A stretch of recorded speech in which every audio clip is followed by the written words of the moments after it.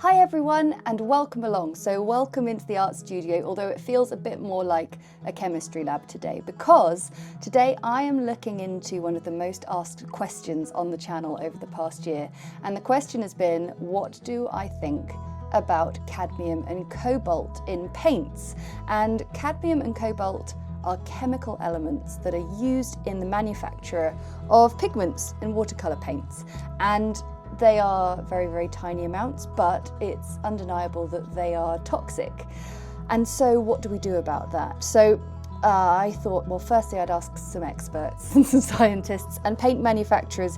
And for that, you can head to my episode notes below to look to the links for some resources that I found to be really, really helpful.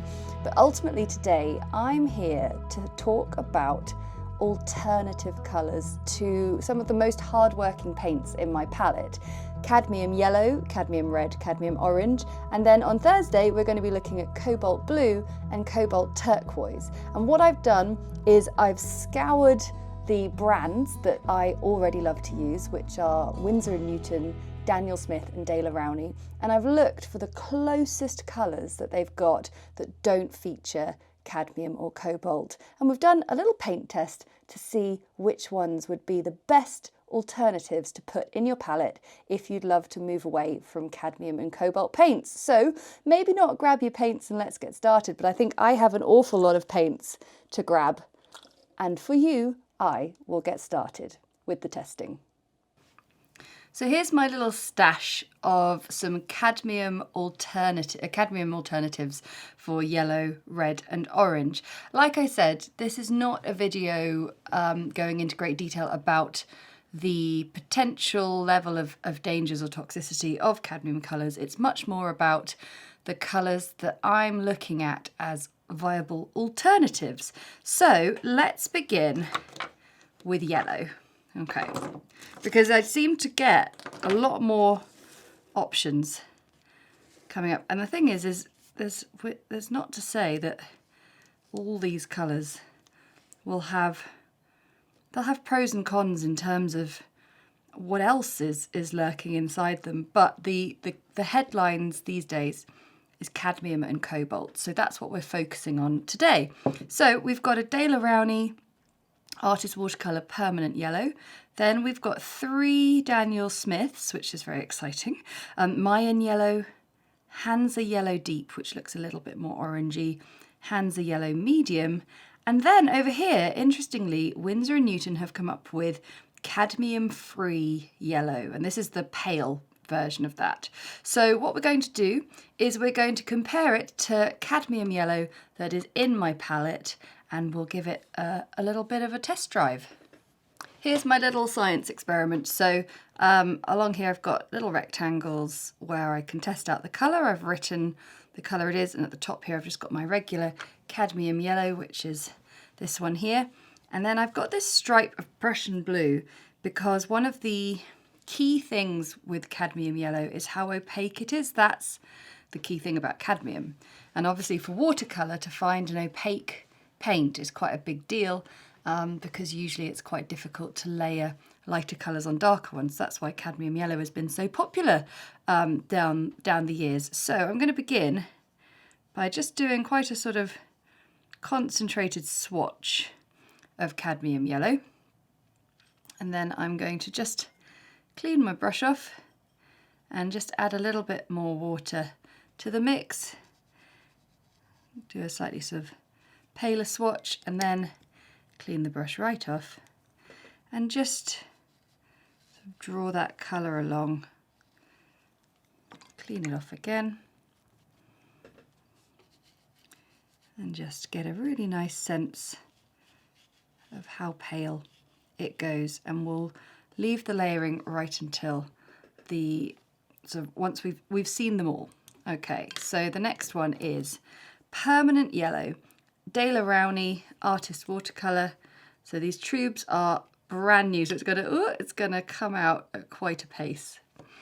Now, this colour it looks just a tiny bit more, maybe a tiny bit more sort of sunshiny and lemony in the palette.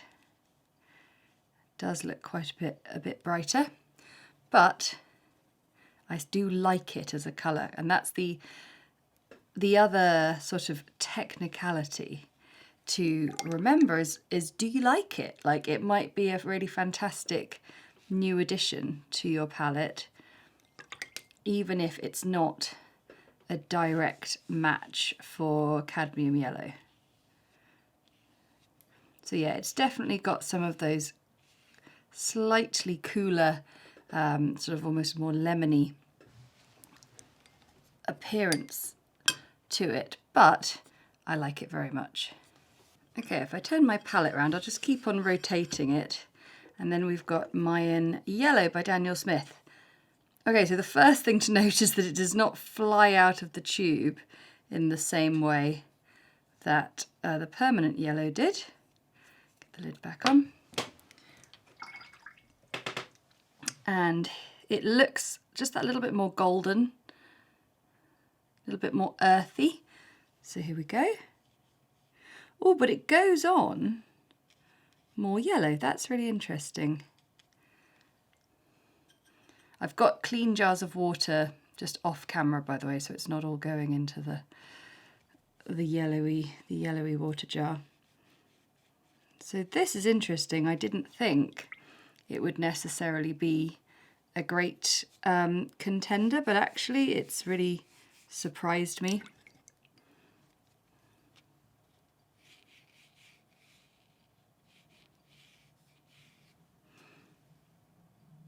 That looks more like cadmium yellow. Okay, so let's try Hansa Yellow Deep. Oh, that's flying out a bit more. That's interesting, isn't it? My studio is outside of the house. It's quite a cold space before we sort of come in and put the heating on. So, oh, that's very orange, isn't it? Might even be a good... I might have to include that now for my cadmium orange competition. Okay, so we're just going to go through all of these colours and just see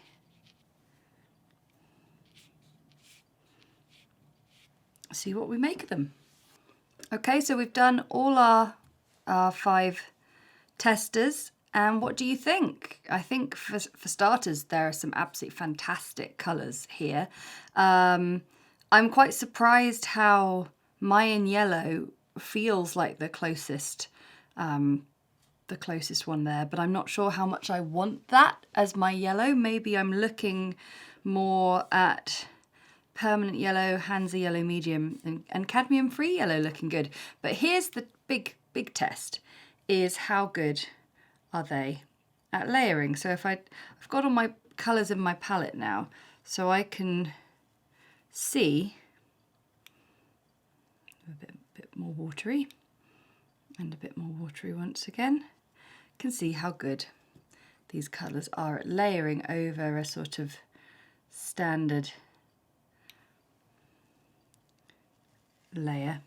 So permanent yellow, even in it really concentrated, doesn't feel like it would be a very reliable layering up colour. Do you know what permanent yellow would be a great glaze colour?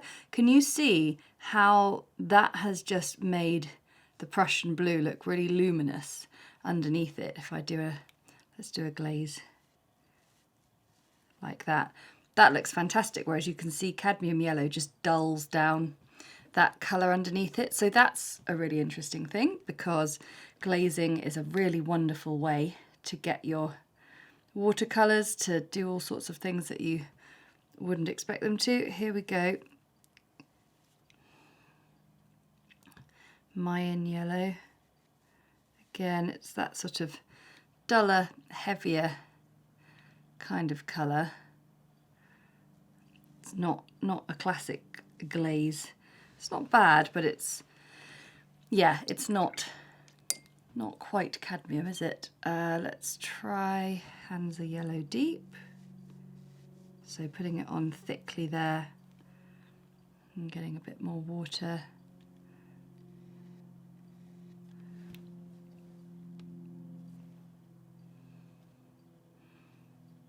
think when you're testing out colours or swatching, a lot of people forget to try this layer test because, of course, watercolour so often is interacting with a painted layer underneath it, and because watercolour is a transparent medium, it's going to have such an impact on your painting.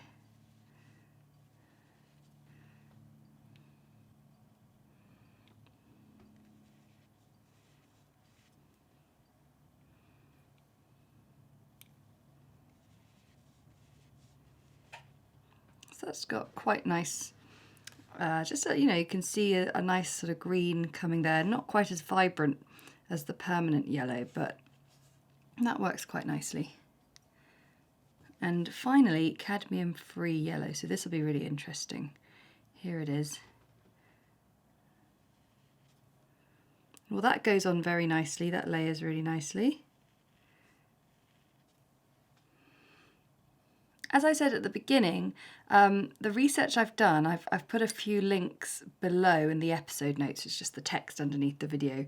If you're interested in reading up a bit more about the conversation about toxicity in paints, it's a very interesting read, and it's just, I find it fascinating that it's been a question that I'm asked a lot at the moment. I'm wondering if there must be some new bit of, I don't know, news or research that's really made it quite prevalent in people's minds. But I think it's a really good thing that it has been making us think a bit more about what we're putting on our pages. Okay, so there we have our layers. So I think in conclusion, cadmium free yellow is fantastic. It's a little bit more vibrant than my cadmium yellow. I don't know if that's because my cadmium yellow has been in the palette a very long time. But the rest of the colours are just lovely. This is a great glazer. This is a really interesting kind of more earthy tone. This feels definitely more in the orange camp. And this one just, yeah, it's a good yellow. But I think, for me, my winner for my cadmium yellow replacement, I think, is going to be cadmium free yellow pale, which I didn't expect. But there you go. That's why we do these little tests. Okay, on to orange and red. Okay, onto the oranges. I've put my cadmium orange and red already in, and let's try cadmium free orange. Comes out of the tube nice and sensibly. And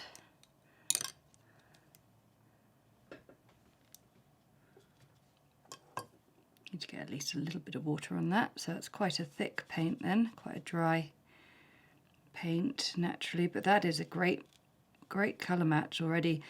It does feel like a sort of vibrant version of my current cadmium orange.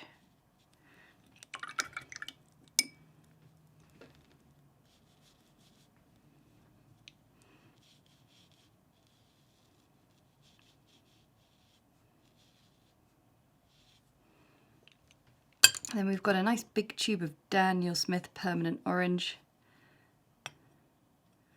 which again looks great. I decided to include Hansa Yellow Deep into this conversation because it was just such a good orange compared to all the yellows.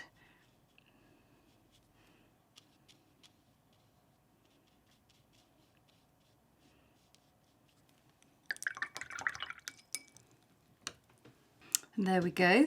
So at the moment, permanent orange feels like a really good sort of, and cadmium free orange and permanent orange look like really good alternatives for the cadmium orange. Warm orange is getting on for Pyrrol orange in my opinion, which I already have. Hansa Yellow Deep is also a very good one as well. It's going to be a close call. So let's have a look at some layering. So we'll get a really nice sort of concentrated amount of cadmium orange, and it just layers on really well. Oh well, you do have to move on from paints if they're not a good idea. But it's a shame because having that thickness in the paint is just really helpful. But of course you can always use a thickener like Chinese white to make it a little bit more opaque. So now let's try cadmium free orange. So I've got a thick bit. It sort of, yeah, it layers up okay. Obviously this is not a particularly scientific study, but it sort of helps me. But yeah, that doesn't really like layering all that much, and it doesn't seem to be a particularly exciting glaze either, I don't think. So let's try permanent orange, nice and concentrated.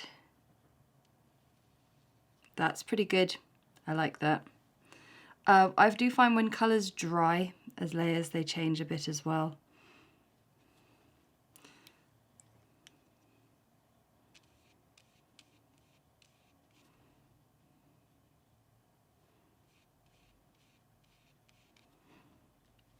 Interesting. Interesting.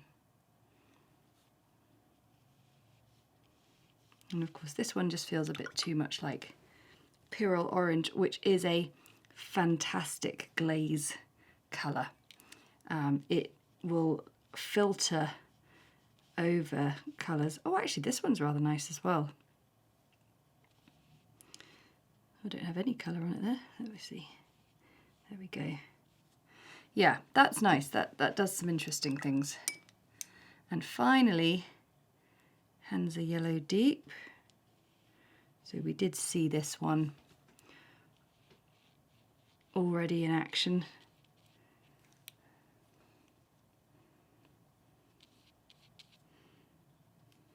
And there we go. Very interesting. So actually, now that's settled in, that's looking strong, that's looking very similar to that, whereas the permanent orange, now it's dried in a little bit, does look like the blue is coming through quite a lot. So I think cadmium free orange just clinches it again. This is so interesting. So the cadmium free versions really are a really, really good option. So I'm now going to try the red tones. I've only got 3 tubes here. What have we got? We've got organic vermilion with a little bit of yellow from my hand, quinacridone red, and cadmium free red. Let's see how they go. Organic Vermilion by Daniel Smith. Coming out of the tube at a sensible pace.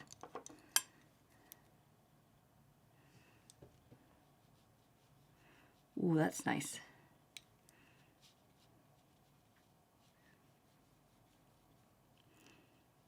So I know that there are so many more paint brands out there, and you can choose to continue this brand test with as many different types as you like, but I thought I'd stick to the colours from brands that I already enjoy using,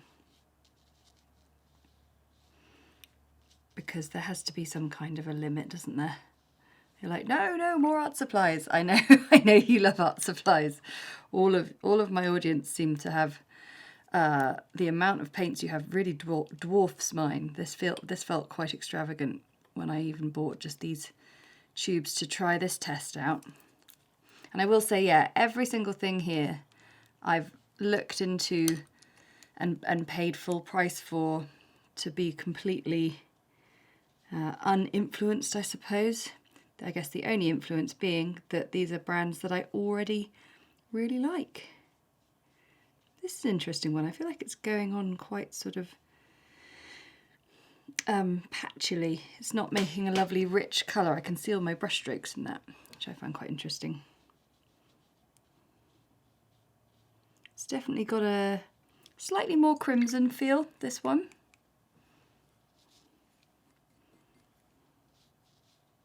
I mean, yeah, you can really get that pink as soon as you start to add the water. I mean, I was just so excited to have all of these colours now available to me. Oh, cadmium red coming out quite slowly. It's just which ones are going to make the cut in my palette, because next week I will be revealing my updated palette with obviously the results of this test, but also a few other new arrivals that I've got coming. And it's just a case of sort of choosing between all your favourites because they're all wonderful. But there will be just colours that you don't use so much one year just because you become really keen on certain colour combinations, and you can always just keep it to hand, keep it on the side. Okay, so that cadmium free red is very, very nice. I would say it's almost, yeah, it's most similar, isn't it? Even the organic vermilion has got, the organic vermilion's pretty darn brilliant as well. There's not a lot in it at all. So let's try some layering.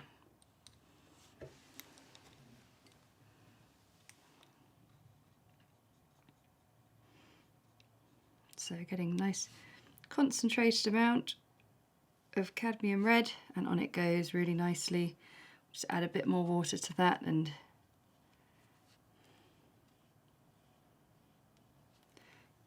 yeah, it's a good colour. It's a good colour. Okay, next we've got organic vermilion. Get it nice and thick, nice and concentrated. Yeah, that's pretty good as well. A bit more water.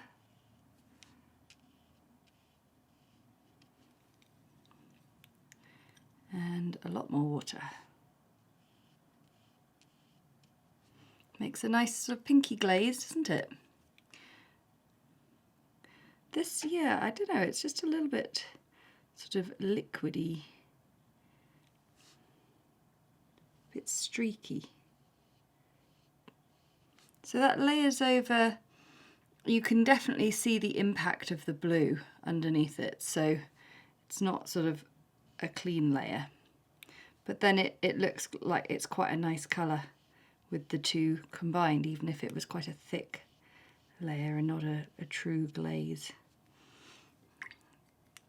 And finally, cadmium free red. We're going to have a full house of cadmium free tones that are going to be my new colours. That'd be really funny if that did happen. Yeah, that's not bad. It's not quite as vibrant as these two. I'm going to try it one more time, quite thick, just see. Yeah, it's not quite there. Bother, I'm not going to have a full house, I can feel it.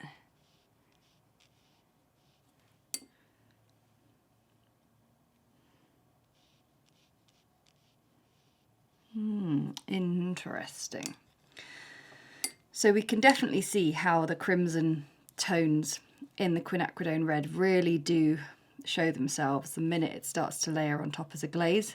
And then we've got organic vermilion doing the job. Look at that layer, it's really, really nice. This one's just about like a very close second, but I think this is going to be my new cadmium red alternative. And so there we have our winners. Our winners right now in my brain are these three: cadmium free orange, organic vermilion, and cadmium free yellow pale. That's not to say that all of these wonderful colours off to the side here will not be used because they are all wonderful colours. And there are moments where maybe with the yellow, obviously cadmium free yellow doesn't actually look like the closest, but it layered up really nicely, and that's really important. And it was pretty high up in terms of how I liked the yellow of it. So that's looking really like a yellow ochre now. And then the oranges, again, some really fantastic ones in there, but it did come down to how it layered and how it layered. So there you go, that's what's important to me in terms of looking for new alternatives for my cadmium paints. And on Thursday we'll be looking at the cobalts, so don't go anywhere. Make sure you're subscribed to the channel so you don't miss any videos in future, and of course let me know what you thought of that and whether you have any of these colours that we've tested out, and if you're looking at changing some colours in your palette for non-toxic alternatives. I will see you next time. Bye!